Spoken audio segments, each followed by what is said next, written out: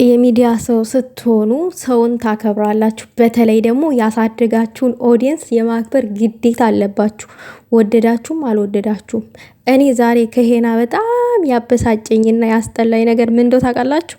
ስቶሪ ላይ ምድረ ደንቆሮ ብሎ ነው የፖሰተው። ይሄ ዛሬ ደንቆሮ ብሎ የሰደበው ኦዲየንስ እሱ መሰለኝ 50 ሺህ 100 ሺህ እንዲገባ ሰፖርት ያደረገው። ውዶቼ ራሳችሁን አስከብሩ።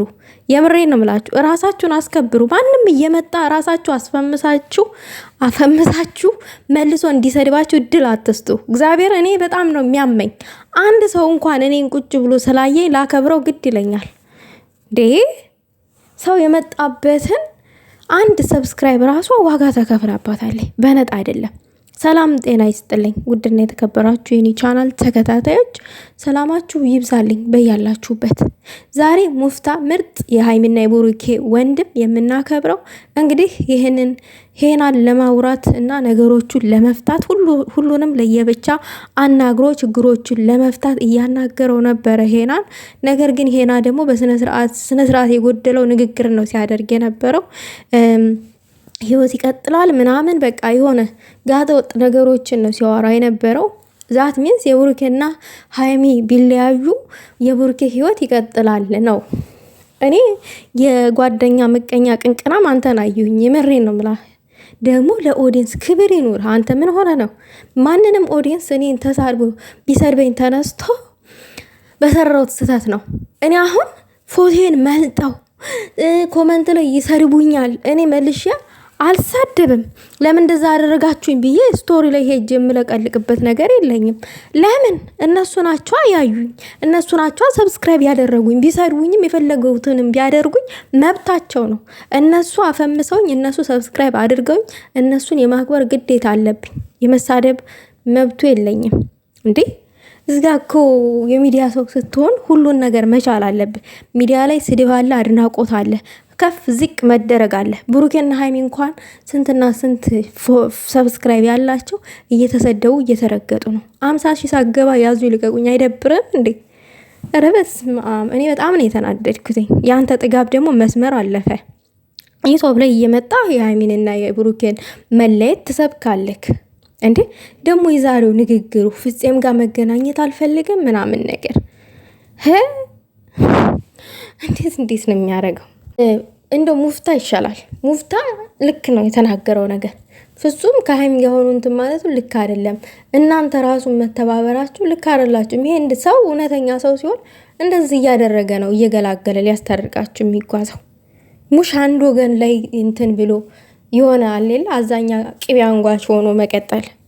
የምርጥ አሁን ድራማ ነው እየሰሩ ያሉት፣ ግን የምርጥ ጥላቻ እንዳለበት ነው የሚያስታውቀው ልጁ።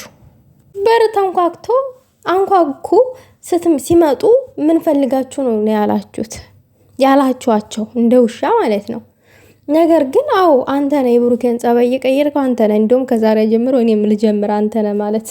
አንተ እያደረክ ያለው ነገር እንደ ጓደኛ ብሩኬን ልትመክረው ይገባል እንጂ ብሩኬ በርታ ህይወት ይቀጥላል፣ ሃይሚ ብትሄድም ብትመጣም ለአንተ ጠቅም የላትም ነው ያንተ ሀሳብ ማለት ነው። ብሩኬና ሃይሚ ደግሞ አይለያዩም። አንተ ባልከው ምንም የሚለያዩ ሰዎች አይደሉም። እንደዛ አይደረግም። ብሩኬን እያረጋጋኸው ነው ሌላ ነገር ውስጥ እንዳይገባ። ብሩኬን እያረጋጋኸው ሳይሆን ብሩኬን የልብ እየሰጠው ከሃይሚ ራቅ እያልከው ነው። እኛ ነቅተናል። ምን ነው ጨርሶ ኩፋራ አደረገን። ፍፄ እውነተኛ ሰው ነው። ፍፄ ለማንንም አላዳላም። አንተ ሲጀመር ጀምሮ ያልከው ብሩኬ ብቻን እንደተበዳይ ነው አድርገህ ያስከው። ሃይሚ ምንም ነገር እንዳልተበደለችና ምንም ነገር እንዳልተባለች ነው። እሺ እርስ በራሳችሁ ድራማ ነው የምትሰሩት እንበል። ብሩኬና ሃይሚ በኦዲየንስ በአንዳንድ ኦዲየንስ ባለጌ ኦዲየንሶች አልተረገጡም፣ አልተሰደም፣ ፎቶአቸው አልተዘቀዘቀም። ምን እያልክ ነው አንተ? ሲጀመር ሁለቱም እንደተሰደቡ አድርገህ ነበር ማውራት የነበረብህ። ግን ብሩኬ ተበድሏል ነው ያልከው እዛ ጋር። እውነተኛ ጓደኛ እንደዛ ያደርግ ማይሽለጠለጥ። እንደውም ፍፄ እውነተኛ ሰው ነው። ሁለቱን ነገሮች ለመፍታት ነው እንደዛ ከሃይሚ ጎን ያለው። ሃይሚ እንድትረጋጋ፣ ሃይሚ አዩ ያለችውን ፋይል እንድታወጣ ነው እያደረገ ያለው በሰዓቱ ማለት ነው ፍፄ። ያችሁ ብሩኬን ሌላ ችግር ውስጥ ራሱ ለመክተት ምን አለመሰላችሁ የልብ መስጠቱ ልጅቱን ብሩኬ ልጁን መደባደቡ ልክ ነው ብሎ ነው የተረዳው የወሰደው ማለት ነው። ብሩኬ ልክ ነው መደባደቡ። አንዳንድ ሰው በንግግር ካላመነ በዱላ ማሳመን ነው ያለው። አያችሁ እንዴት ልጁን ችግር ውስጥ እንደሚከተው።